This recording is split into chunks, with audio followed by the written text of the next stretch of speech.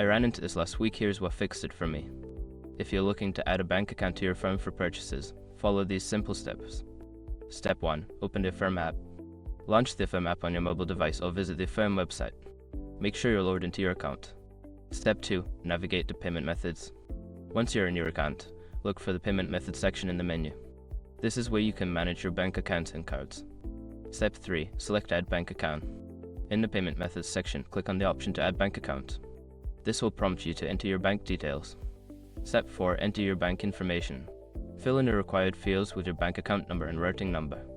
Double check these numbers to avoid any errors.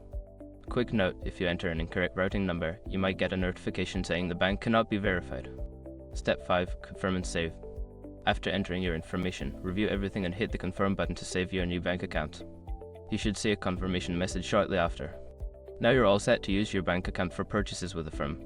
If you have any questions, feel free to reach out. Happy shopping!